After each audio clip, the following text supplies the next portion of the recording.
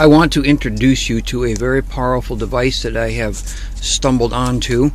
But before I do, we need to have a little bit of talk to clear up some nonsense that's been going around in the Orgonite community.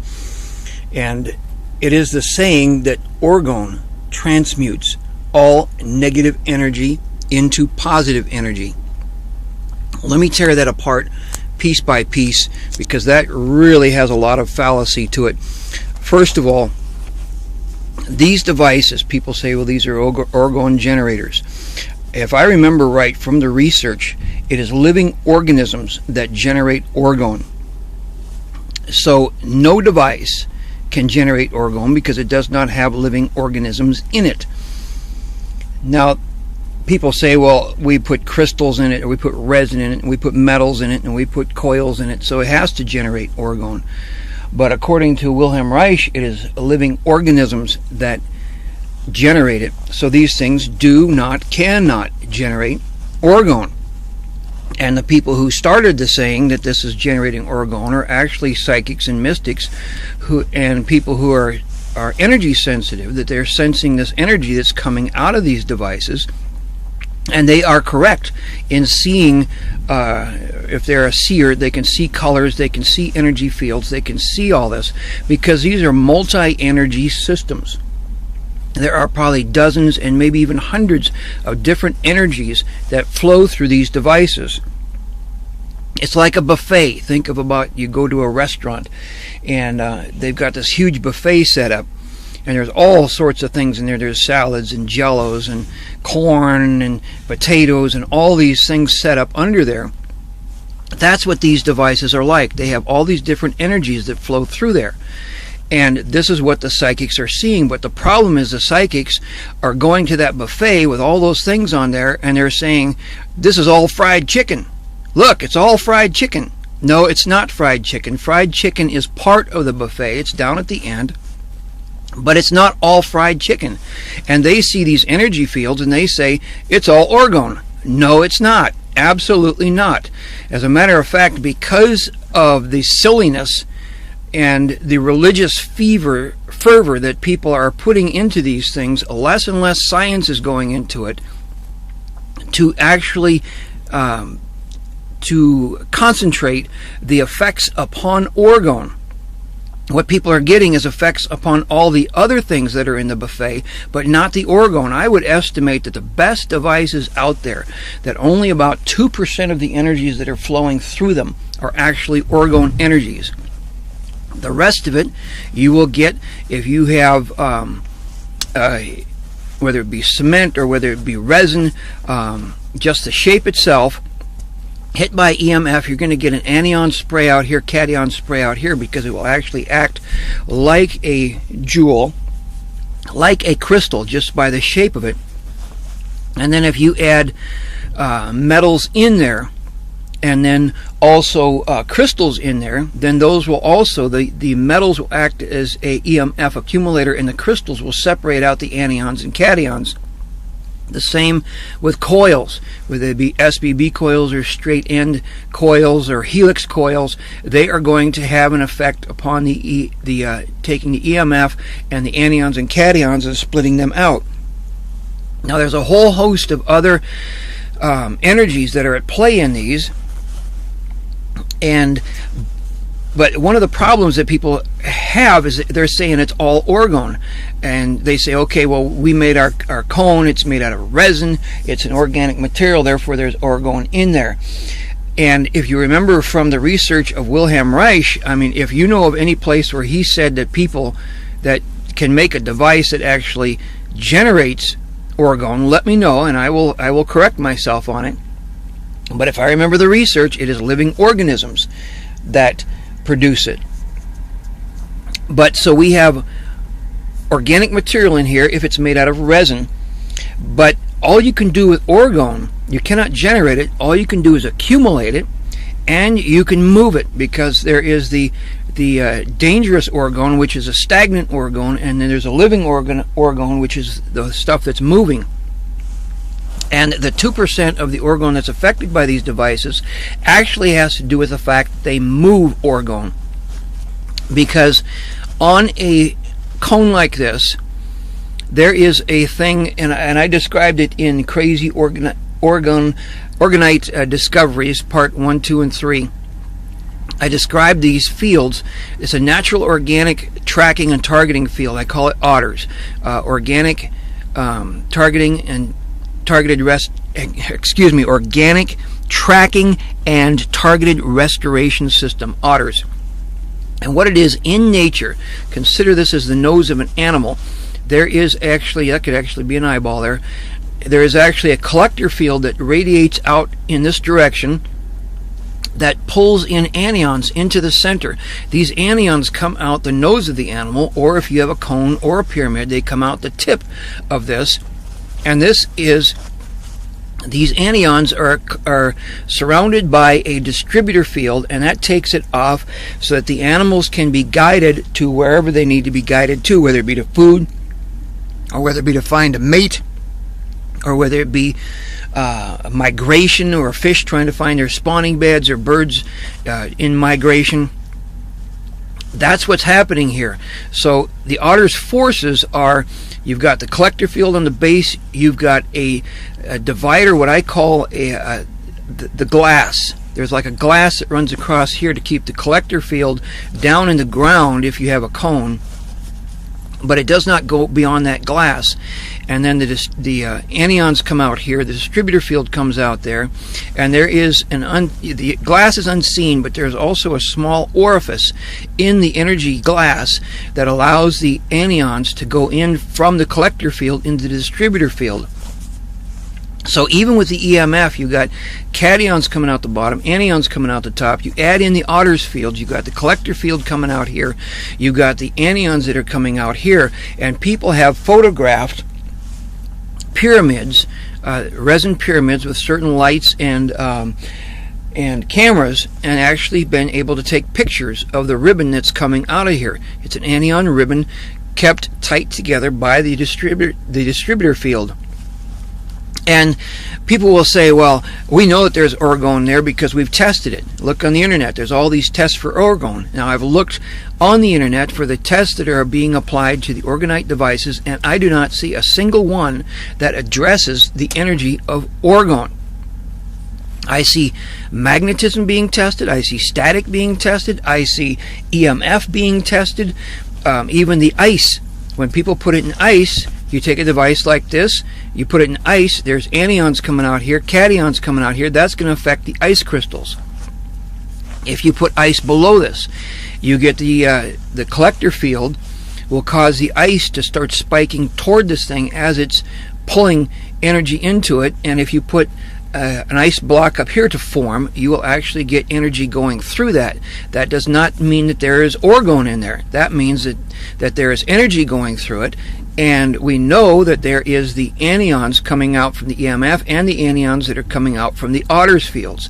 And these OTTR fields are ubiquitous in nature. Don't think that there's anything special or magical about your cone or about your pyramid, because they come off the nose of almost every animal, every fish, every bird. As a matter of fact, if you hold your hand like this, they will come off your fingers. The distributor field will come off this finger here, and the collector field will actually form about as the tip of your thumb. It's very ubiquitous in nature. Every time a tree is cut down, the same fields form. Every time a piece of burned wood hits the ground, including a piece of charcoal that you may toss out from your barbecue, and when it hits the ground, those fields will form. So we have this buffet of energy here, but we have psychics and mystics saying it's all orgone, it's all orgone. And the problem with that is, by claiming that it's all orgone, we have about a 2% of it being orgone, and nobody looks to concentrate or improve the efficiency of these devices. Now, people will say, oh, I'm speaking against the psychics and mystics that are designing the orgonite devices. I must be from the New World Order or the Illuminati. Absolutely not. If I was from the New World Order or the Illuminati or a government agency, I would tell you to stop making the devices. And I am not saying that. As a matter of fact, I am out to try to improve the devices so we have more than 2%. The devices that you have, even at 2%, that's better than nothing. So so keep on making them. Keep on making them. Keep on putting them in the ground. Keep on putting them around your house. But we have to address the nonsense so I can take you into some grown-up orgonite. So what I would call kick-ass orgonite. Okay, so in these devices, very little of it is actually orgone. You've got this multi-energy system that's going on, and we need to increase the amount of orgone that is being produced by these things, and just having organic material is not enough, because a collector has 7 to 11 layers of organic material metal, organic material metal, organic material metal. If you see a cone or a pyramid out with that type of layering, then you may have some possibility of increasing the actual orgone output of it. Remember, those were for accumulators, and I don't see anybody making a device so big that you can sit inside of it.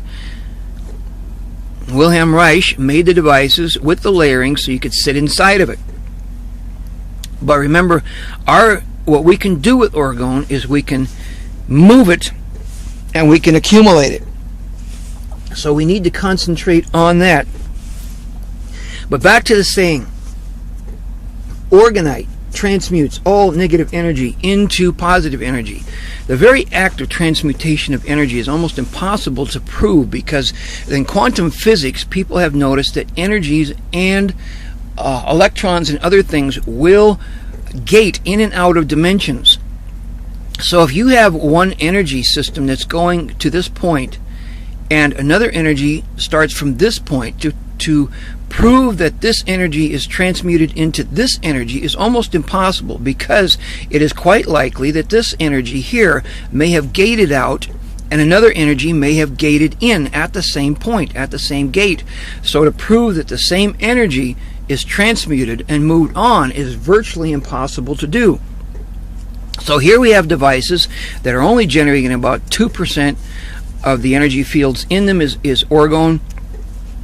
The claim is that it transmutes energies, and that's almost impossible to prove. And then they say that it transmutes all negative energy into positive energy. Well, nobody will ever find all energy to test it, but the claim is that it transmutes all negative energy into positive energy. But from my test, orgone transmutes no negative energy into positive energy. I have yet to find a single test to show that this actually occurs. And let me tell you, I told one guy, he said, well, you don't have to worry about the coils, because orgonite orgone transmutes all negative energy into positive energy. And I told him to take his orgonite, smack himself upside the head a couple times with it, and tell me if it hurts. Did the kinetic energy from the orgonite cause pain? Obviously, yes. Well, let's take another example here. Next time you go to the beach on a hot summer day, don't lather up with sunscreen. Don't put on suntan lotion. Don't put on sunscreen. Don't put on a hat. Just take your orgonite with you. Take something that's got a lot of carbon and metal in it, something really strong, and tell me at the end of that day if you got burned. Did this transmute all negative energy from the sun into positive energy, or were you actually harmed? Let's take this and put the proof to the test. You take a device like this, and the psychics say, well, it transmutes all negative energy into positive energy. Take a leaf next to this, or take a flower, take a rosebud next to this thing, and crush it in your fingers. Did it transmute the destructive power of your hand into positive energy? No, that thing was damaged. Okay, take a leaf of a plant and take a lighter to it. Here, we'll just to demonstrate here really quick. Take a lighter to it and hold it so that the flame gets on the leaf, and tell me if that leaf is burned, even in the presence of orgonite. Is the leaf damaged?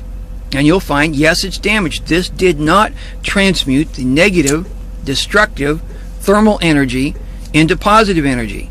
There was damage done to the leaf. Take that leaf set, take it outside. Take a magnifying glass from the sun and focus it on that leaf. Tell me if this protected that leaf from being burned, if it transmuted that negative solar energy into positive energy, or was the leaf damaged? Every time you do a test like this, there's damage to the leaf, there's damage to you. This thing does not transmute negative energy into positive energy. Wilhelm Reich never claimed this. It's psychics that claim this, but if you put it through a scientific test, it fails. Absolutely fails. Plus, the categories of negative energy and positive energy are very, very vague. I mean, everything in life has a negative and a positive effect to it.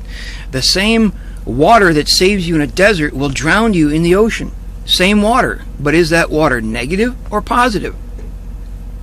The guy who takes and smacks himself upside the head with this, he may end up with a headache, but he may end up with an education.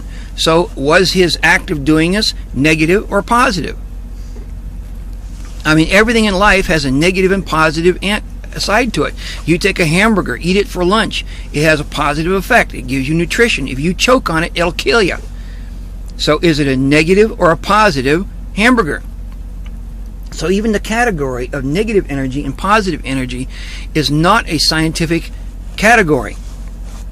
And it's interesting because these people have gone out and they're scattering these things all over the place. And I recommend that you put these out because even at 2%, like I say, it's better than nothing.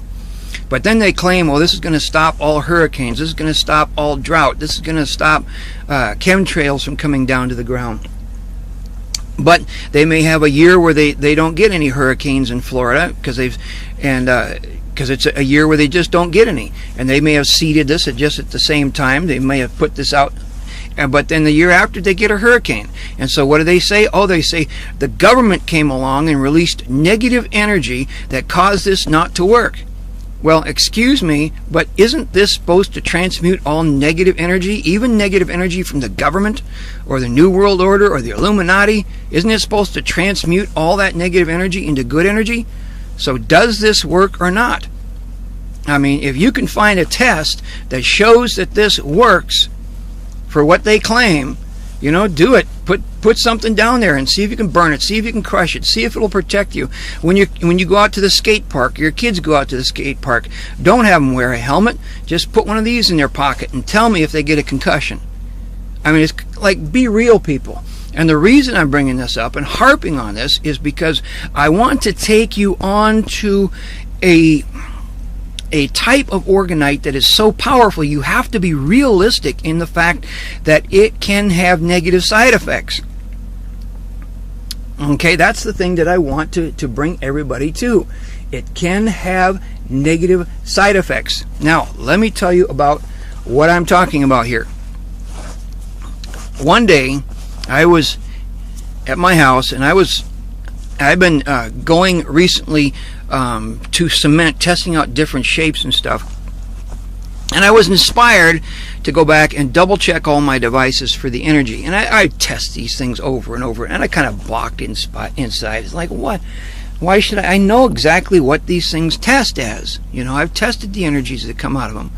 But I felt this inspiration to go back and check them again. So I checked them again, I checked them again, checked them again. And these I had made for setting on the ground as an easy way of making, getting a pyramid type energy to come out. These here are actually, I got sand into a basin, a bin, and wet it down. And then I took the corner of a cardboard box and pressed it into it to make an indentation. Then I filled the indentation with cement. And this is what I got out of it to test it like this. Now, the one thing I did not like about it was these sides here are pretty fragile. If you bury this in the ground and somebody happens to step on this point here, it could break this off. So anyhow, I was testing this, and whatever, it was reading like normal. And then I put it this way, and I tested it like that, and got a little bit of a stronger effect. And I just was kind of killing time, and I thought, well, let's make a pyramid out of this. And I put these together to make a pyramid, and I couldn't find the fourth. It's like, where did the fourth go? I looked in my bin, I could not find. I had made 4 of these, but I couldn't find it. And it's like, whatever. So I kind of put them like this, and then I tested the output of it, and the thing was exploding with energy. It's like, what in the world? 3 of these together was exploding with energy. And I remembered from what I had tested with the coils, when you get an energy like that, you need to test the spacing of it. So I started moving these out, and the energy increased. Moved it out a little bit more, the energy increased. And I moved it out a little bit more, and then it started to decrease. So I scooted it back in. And the rule of thumb with these is that the tip of your device, if it can tip over and hit these, that's about the right spacing. And I was trying to figure out what in the world is going on here. It almost looks like a radiation symbol, doesn't it? Excuse me. But then I was reminded of the Bernoulli principle. And if you know anything about physics, the Bernoulli principle is what causes birds to fly and the wings of airplanes to work. And what it is that air, the faster it moves, the lower the pressure. So over the bottom of the wing, it's a straight shot, but to go over the top of the wing, it has to loop over. So it has a longer distance to go. And because of that longer distance, it has to travel faster. Because it travels faster, it has a vacuum effect to it. Well, this is used in a lot of physics and a lot of forces, particularly with a regular compressor sprayer. If you have a sprayer for cleaning things off, you will notice that the very tip of this... Here, let me get out a paper here and we'll draw this. A sprayer basically will be like this. And there, and right here there's going to be an opening, and this is all metal, and this goes back, and this is the very tip of the compressor or the sprayer, and then it's a little bit of opening there where the high pressure air comes out here. And then what happens is they take and they will put a shroud like this on it. And what it happens is, because of the high speed of the air that's coming out, it creates a vacuum. The actual speed creates the pressure to drop. And so a vacuum of air goes through here, and it pulls in ambient air from here into the vacuum. It comes in this way, and this air is thrust out with this. So what happens by using the Bernoulli effect, the Bernoulli principle of the high-speed air coming out here, creating a vacuum, pulling in ambient air from here, you get a high volume of air coming out. It will be at a little bit less speed than what's coming out from here, because it actually has to pull this into that vacuum, but it's still a very high rate of speed. But the fact of it is that the high speed here causes a vacuum here, and more is pulled out. Now, whether or not the energies that we're dealing with, remember I said it's a smorgasbord of energy, it's a whole buffet, and some of the energies may have some of the principles or some of the characteristics found in air. So either the Bernoulli principle or something very much like it is occurring here. The anions from the Otter's forces collect at the base and come up through here and off the top. And what is happening is it's drawing up other energies with it. Now, one of the fascinating things about the Otter's forces is the distributor fields come off. At this point, there would be 3 of them coming off, because of the 3. This would be like 3 fish or 3 birds, 3 animals. There's 3 fields of anions that are coming up, but the distributor field has a plasticity to it. It's like, can be stretched out like a bubble, and if these are close enough, the distributor field off the 3 devices will form into one. They will form into one distributor field, and it will come out and create almost like a chimney effect, pulling things even further and faster. So this device is really, really, really kicking out the energy. And let's go on to more shapes here. Now this is the essence of what I call the Bernoulli pyramid. It's a split pyramid. Now you can use sacred geometry on yours. You can make yours out of crystal, or I mean out of resin. You could put crystals in it if you want. I recommend, if you're going to make them out of resin and you want to put coils in them, put the SBB coils in there and wind them tight so that they don't interfere with any ion flow, because the SBB crystals that are wound tight have very little effect on the ions. And so what happens here is, at this point you still have 1, 2, 3, 4. You can see the size of the opening. We've got 4 of these distributor fields that are coming out, and as you open this up, the energy increases, just like in a sprayer. It starts pulling in energies with it. Now with the Bernoulli pyramid, just like with the triangle, with the 3, you go for the distance across here, so it touches. That's your widest gap, about the height of this across here. That's for the maximum output. Now the interesting thing is that these devices kick so much energy that here's where I wanted to talk to you a little bit about reality. This puts out so much energy that people have had hard time sleeping. It gets them so energized. And so people say, well, Orgonite will never will never cause any negative side effects. Well, yes, it will. I mean, do those reality checks and find out. But this can get you so much energy that you cannot sleep. So if you have this in your house and you're having trouble sleeping, you can shut it down, close it up like this, or you can take and put it into a different part of the house. But it's interesting because with so many Orgonite devices, people just have to take it by faith that a psychic or a mystic is claiming that there's energy coming out of these. These devices, the Bernoullis, like this is the Bernoulli pyramid, the Bernoullis are kicking out so much energy that you can actually feel it.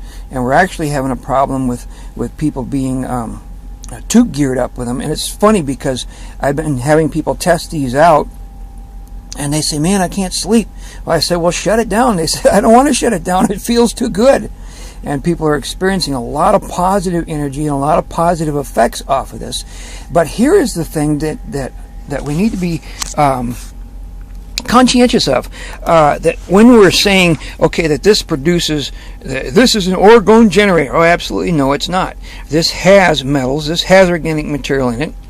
It may have a slight effect of accumulating orgone. It's not layered like it should be, 7 to 11 layers, so the actual accumulation is probably going to be pretty minimal. But remember, our thing that we cannot generate orgone. All we can do is accumulate it or move it. And this is the thing that gets me so excited, is because this is like a sprayer, and it doesn't spray air, it sprays energies. And orgone energy then is sucked into the center of this and is sent out and thrust out with this with the distributor fields. So I'm just really pleased, and a lot of I just assume that a lot of the positive benefits that people have is that the orgone energy that is in the area where they're at is moving. This thing will kick it like a fan, and it will move it. Now, here is where we're going to go from here into La La Land, into weirdness. When I was putting these together, I thought, okay, 4 is good. Let's start increasing it. Now, I don't claim to be a mystic, but I do get some odd senses, sensory stuff, and I just had this feeling that I should skip 5. I don't know why. I can't explain it, but something inside of me just said skip 5. So then I went up to 6. And what I call the Bernoulli ring, that would be 6 of these. And let's throw in a couple of more here, and we'll get to a Bernoulli ring. There we go. And these things are so easy to make, and so I have been sticking with the design, with the cement, because they're so easy to make. Like I said, they're just a box pressed into some wet sand with cement poured into it. And if you're making these, while I'm thinking of it, you will look on these, and I mean, I've been making these for a while, but still I don't get it even. You can see that this side here is longer than this side here, and that's all right. There's nothing wrong with that. If you get a side that's longer, put it outward. Whatever side, look for these when you pick them up, look for the shortest side. Whatever side is shortest on this, and I'm guessing probably about this side here is the shortest, that one goes to the middle. And so if you're arranging these, you can actually have, if it's got a longer side, it can actually stick out and overlap some other ones here. I've got one here on the floor, and you can see here that it's overlapping. There's nothing wrong with that. What I'm trying to do is to get these points so that they're pointing evenly in the center here. You can see it's fairly good looking there. Have it fairly even. And there's another one. You can see how it's stuck off to the side there. No problem at all with that. Here's another one. There we go. And I got another one over here. I've been manufacturing these things left and right because we've been having such exciting things happening with them. Now see here, this one's a real big one, and look how this one's over. And these, well, here, this is a really good example of a lot of pieces that were uneven. You just look at that. Look at how uneven some of those pieces are, and yet look at the center. What I'm trying to do is trying to get a ring here, and just move them around as possible as they need to be. This thing is really, really kicking. And this is 7. See the 6 here, when we did the 6, I bumped it, messed it all up. There we go. Let's do the 6. Each one has a different feel to it. This has a really, it feels like the fountain of youth is pouring out of this thing. It is really, really fascinating. Hey, look at that. Look at that. That turned out pretty good. And what I've been using is this adhesive, liquid nails. I like this stuff because it's non-toxic, doesn't stink up the house. And I've been gluing it to this very inexpensive fiber board. This is probably the cheapest thing you'll find at Home Depot. It's rough on one side, smooth on the other. The side you use does not matter. But anyhow, 6 feels like the fountain of youth. And then we went up to 7. And here's 7. And 7 has some really fascinating results, feels. Remember we said that these devices are a smorgasbord, a buffet of energies. There are some really awesome surprises when you get up to 7. There are some things in that buffet that you will not get anywhere else, and you really just need to put one of these together to sample it. Now, the interesting thing is that I went from 7, and then I went to 8. And with 8, I got a interesting surprise. At 8, the entire field system of the distributor field coming out, or the anions coming out, creating like a chimney effect, pulling the energies out of the collector field, which is down through the center.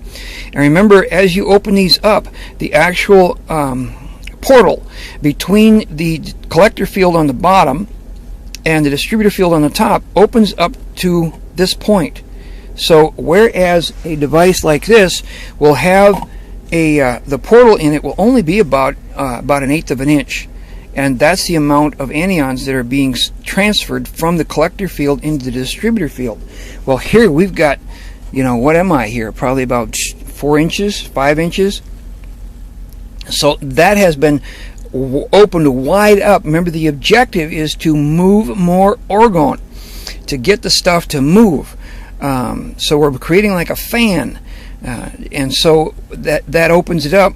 But anyhow, what I'm saying is off the points comes the anions, and the distributor field forms all around them because they're in tight proximity. Now, if you want to shut one of these down, you just pull one of these out. And what happens is then it goes back to individual distributor fields. The distributor field will form like a bubble around it, but actually is into a column. And it will come out of this and actually beam anions and orgone and other energies, and you can actually aim these at people. Although if you really want to do some some distance shooting, or if you want to affect clouds, I would go to the Bernoulli pyramid, because that has more velocity into it,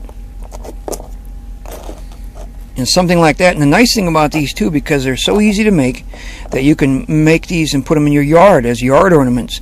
But as far as affecting clouds, as far as affecting chemtrails, as far as affecting longer distances, you can actually put this on a board and aim it sideways into somebody's house. Remember, these are very, very energetic, and so if you have a place like you have if you have a health club and you have a lot of people working out, you can actually put these on their side and beam it at the people, because the beam will be this size, but it also radiates out. But as it hits people, it will give them energy, anion energy. So that's the Bernoulli pyramid. And this is the Bernoulli rings here. This is the 107. Now I was saying that when we went up to 8, the thing that was very interesting is this is creating, think of the sprayers, think of a chimney effect. We went to 8. These were pulling up, but it lost the pull from the center. And what happened is all the physics inverted at 8, and the whole phenomenon inverted.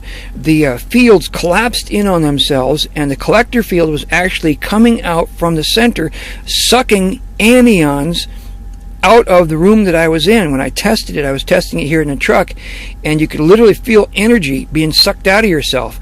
And I put my hand into it to see if I could feel anything, and I wished I hadn't, because I was feeling sick for a couple of days after that. But there is this effect that when I got up to 8, and I recommend, if you're testing these things, that you at least once go up to 8 and get the thing to invert, so you know what it feels like.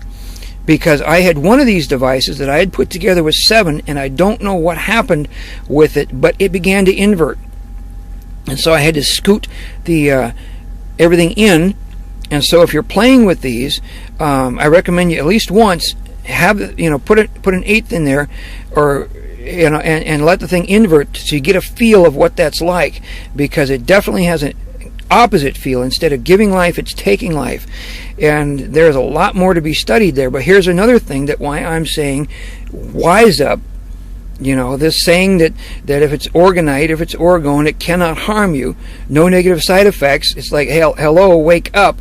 How can I take somebody who's off on La La Land thinking that orgonite can never do any harm, and then introduce them to a device that has a possibility of inverting and sucking life? It's kind of like, get real, people. We're talking kick-ass orgonite here. This is not your mama's orgonite.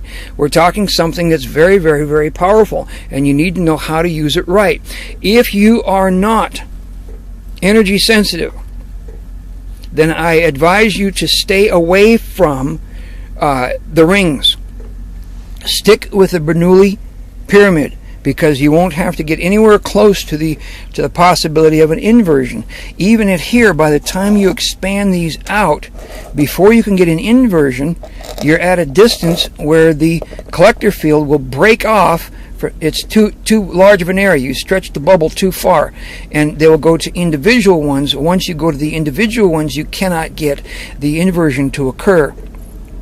But having the 7, and what this is there's a tug of war going on with a collector field down inside at the base, pulling down, and these things spraying, and the chimney effect pulling up. There's a tug of war going on, and the wider you get, as long as you don't get to the inversion stage, the wider you get, the more that these fields move up slower. This will blast, and this is good for long distance. This comes out slower because it's pulling. Think about a tug-of-war team that's almost evenly matched, but one side is slowly winning. You can imagine how slowly that rope is going across the center line. That's what's happening here, just on the edge of the inversion, because at the point where it is coming out slowly, where it is sucking and pulling out slowly, where it's at its max on the pulling power, there are phenomenon, other energies from the buffet other things will start to manifest and appear, and I'm not going to tell you what they are. I'm going to let you experience them and let me know what you experience, because put it this way, it's phenomenal enough where I have people wanting these devices, and I don't sell them, I give them away, and because we're still testing them. I tell them, hey, I don't know. There's so much about this I do not know. And if you are going with resins, if you're going to make resin devices, stick with the Bernoulli pyramid. Reason being is that the point of inversion is not related to the number of cones you have here, of triangles that you have here. It's related to the density and the gap. And when you get resins, I have not tested out, and the resins you get and the things you add to it may change the density. So you may get an inversion at 6 or at 5. So I cannot tell you with resins when the inversion occurs. So I recommend that if you're using resins, that you stick with the 3 and the 4, because that way you don't have to worry about getting anywhere near the inversion. But again, this stuff is really, really kicking. And this thing here, people can feel this from quite a distance away. And the odd thing is that these devices are strong and have very, very strong effects, all positive. The only negative side effects we have is that people are getting tired, because it stimulates so much and gives so much energy that oftentimes people are having a hard time sleeping. And the other thing is that this kicks out such a strong anion charge, and I assume that the orgone is thick in there too, that for direct, when I made these, I actually put them under my bed. I put them under my chair and sat over them because I wanted to test out. And I actually had testing out by having 4 of these devices on me and laying down with point blank hitting. I laid them down, just set them in here. Let's see, stood them up like this, and then laid down next to them with 4 of these, and one at the cone of my head, just trying to see if I can overdose to find out how much the max is. And there is a place where it just starts making you tired and you're not getting beneficial effects from it. You can overdose on those, so I don't recommend that, but they radiate, and they can, this one here can fill a whole house. It is really, really powerful. Okay, so the negative side effects, it can keep you awake. Number 2, because of the anions and the possible orgone concentrations that are coming out of this device, it can cause detoxification, because toxins in the body are held in place by a cation charge from acids that you consumed and the lifestyle that you're living. This, when it hits into the body, when it gets into you, it starts putting in a strong anion charge, which releases the cation charge of the toxins, and toxins can start flowing, and you may feel like you've got the flu or a headache, because it's releasing toxins out of your body so they can flush out, but your body still has to process them. So you can get tired for overexposure. You can feel like you've got the flu or a cold because toxins are coming out. And if you get to the larger sizes, you can actually get the inversion to occur. And I do not recommend that you have any device where the inversion can be maintained, because it will suck life out just as much as this will put life in, and this will put life in. If you go to test the inversion, do it momentarily, and then take the device, take the thing apart and reduce it down. But it's very, very interesting physics. But anyhow, this thing is kicking. I am looking forward to the springtime. I'm planning on making some larger ones like this. Actually, these and larger pieces that I'm going to be putting out in the yard to see how large of an area of my community that could affect. But this is kick-ass orgonite. And you can make it out of whatever you want, but remember, people will say, well, you're not making it out of organic material. Well, yeah, because organic material is only for the accumulators, and none of these devices are accumulators. What we want to do is move orgone, and these things are movers. These are like air sprayers. These are like fans that will move orgone along. anions and orgone and a whole bunch of other energetic forces. So anyhow, this will take you to a buffet that you have not yet tasted, and I really recommend that you test these out. And that's it. Let me know what you think. Thanks. Let me give a quick tutorial about what I'm doing here with the cement. Here are my totes. Here's my sand. This is just premium place sand that I got from Home Depot. Here's some that have already been poured. What I'm doing with these, you can actually, after about, once you pour these, you can, about 4 hours, you can get your fingers under these things and pop them up even when they're still wet, to the point where you can actually just rub and do some fine finishing on the edges if you've got pieces that are hanging off.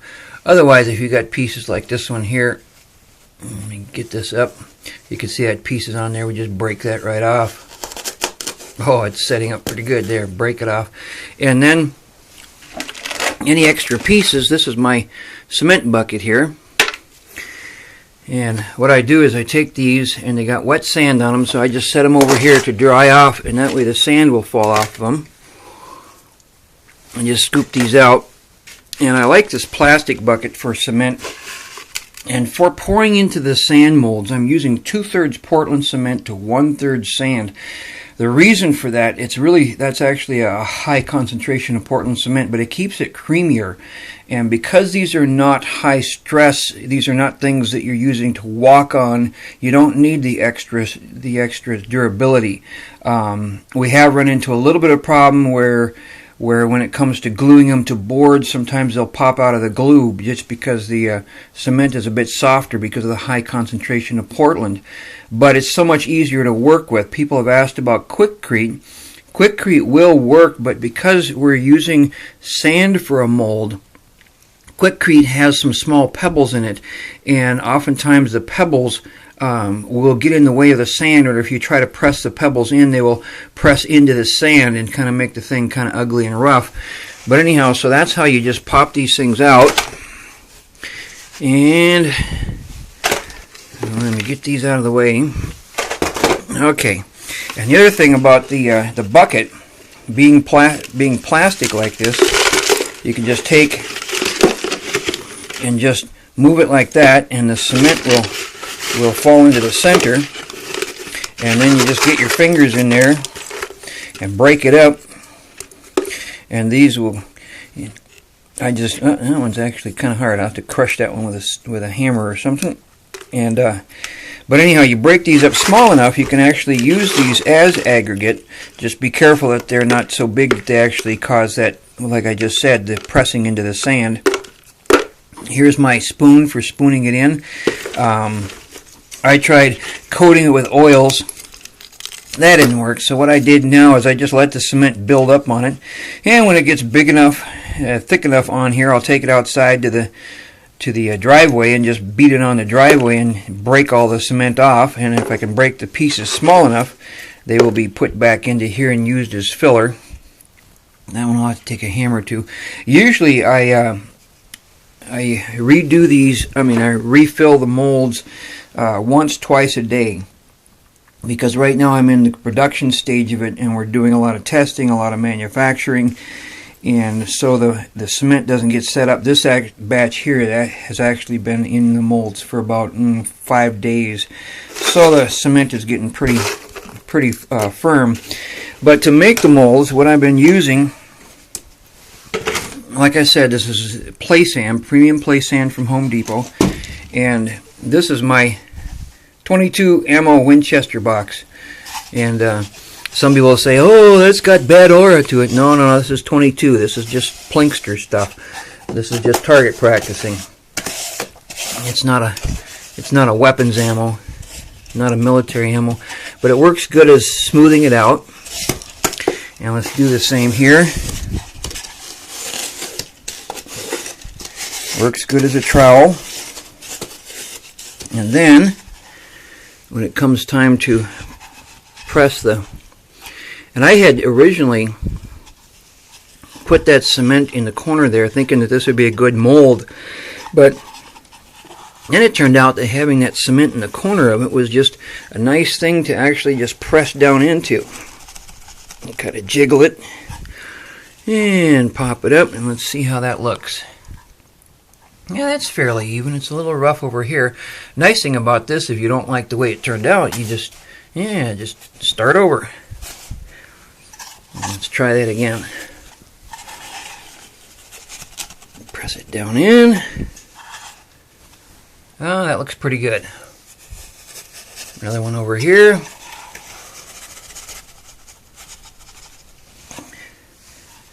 There we go. That looks pretty lousy. Start over. But you can see how easy it is to make these in the molds like this, and you can make them as deep as you want. I mean, you could pour the sand in deeper and make the devices deeper and bigger. It's fairly good. But anyhow, you fill up the whole thing with these divots, and then you mix the 2/3 Portland, 1/3 sand in here, and then you ladle it in. And the thing that's important with working with a sand mold is that it sucks the moisture out of your cement really fast. So you kind of have to ladle it in pretty quick, and then work it with the spoon or with your finger, get it out to the corners, because it doesn't want to naturally flow out to the corners here. You kind of have to force it, and I kind of jiggle my finger a little bit to get everything to kind of work together.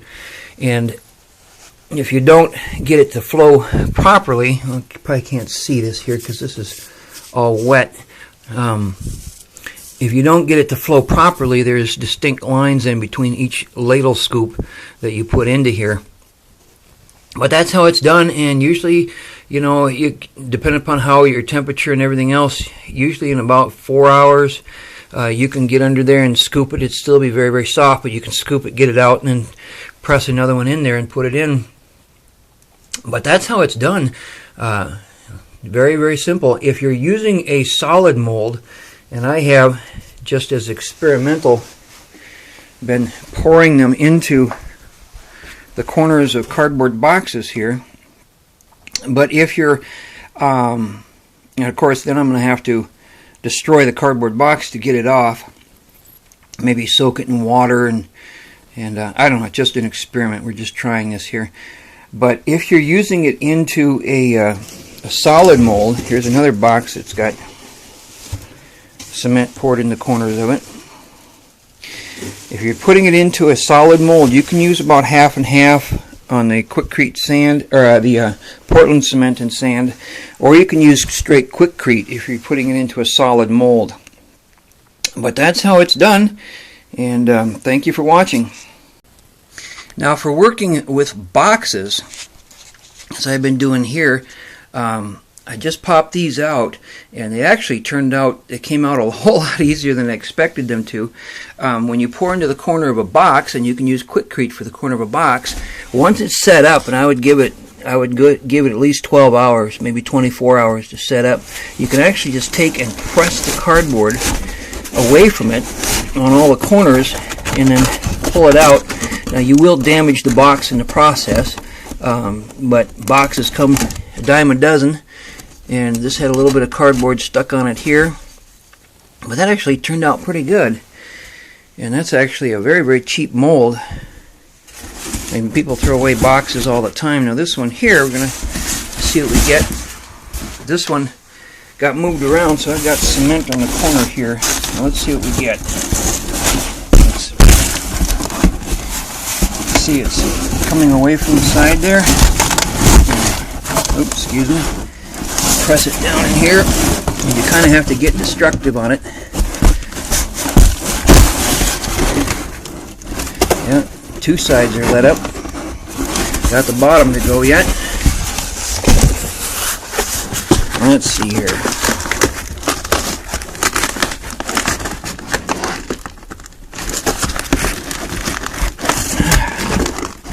Almost out.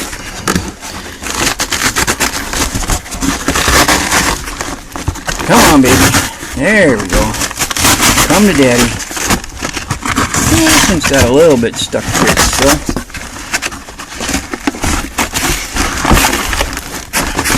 I might be able to, with water, just soak that out.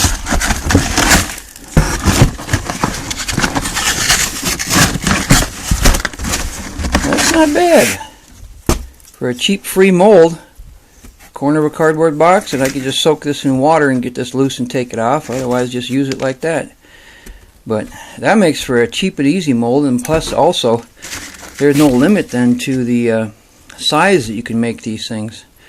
So, look at that. Another experiment that actually worked. Hey, thanks for watching. Have a good day.